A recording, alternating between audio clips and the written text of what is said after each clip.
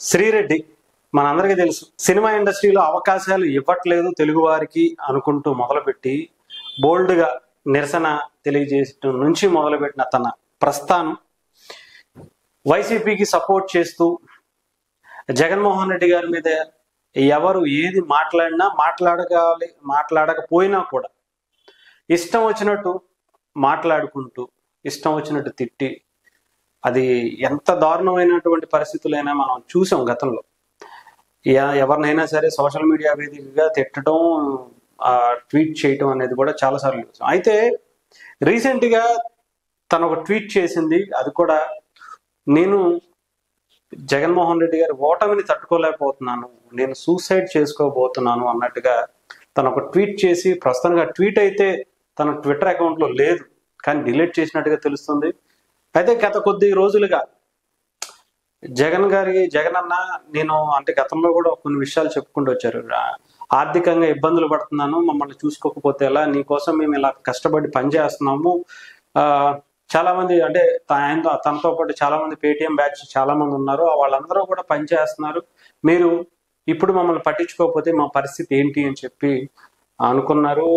తన గోడు వెళ్ళబోర్చుకున్నారు. తర్వాత మళ్ళీ జగన్మోహన్ రెడ్డి గారికి సపోర్ట్ చేస్తూ ఎక్కడో చెన్నైలో ఉంటూ తన కార్యకలాపాలని అటు కంప్లీట్గా జగన్ గారికి వైఎస్ఆర్సీపీకి సపోర్ట్గా తన పనులు చేసుకుంటున్నారు. కానీ రీసెంట్గా నిన్న మాత్రం ట్వీట్ చేసి, నేను సూసైడ్ చేసుకోవాలనిపిస్తుంది, నాకు కష్టంగా ఉంది బ్రతకడం, జగన్మోహన్ రెడ్డి గారు లేనటువంటి వైఎస్ఆర్ ఆంధ్రప్రదేశ్ని చూడలేకపోతున్నాను అని.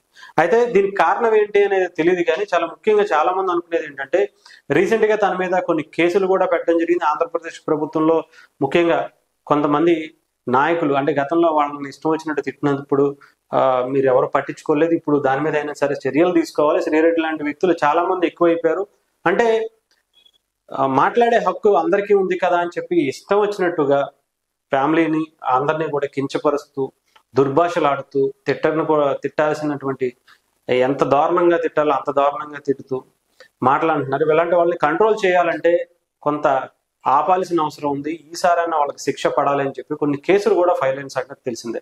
అయితే గవర్నమెంట్ చేంజ్ అయింది, కంప్లీట్ గా తనని ఫోకస్ చేసే అవకాశాలు కనిపిస్తున్నాయి, ఓ పక్క కేసులు కూడా వస్తున్నాయి. ఇప్పుడు ఈ టైంలో నాకు జగన్మోహన్ రెడ్డి గారి నుంచి వైసీపీ నుంచి సపోర్ట్ లేకపోవడంతో తను ఏం చేయాలో తెలియక డిప్రెషన్ లోకి వెళ్ళిపోయినట్టుగా తెలుస్తుంది. కంప్లీట్ గా అదే ఉద్దేశంతో సూసైడ్ చేసుకోవాలని చెప్పి ఒక ట్వీట్ కూడా నిన్న నైట్ చేసినట్టుగా తెలుస్తుంది. మరి తన పరిస్థితి ఏంటి, ఎలా ఉంది అనేది అయితే తన గురించి ఇంకా బయటికి తెలియట్లేదు.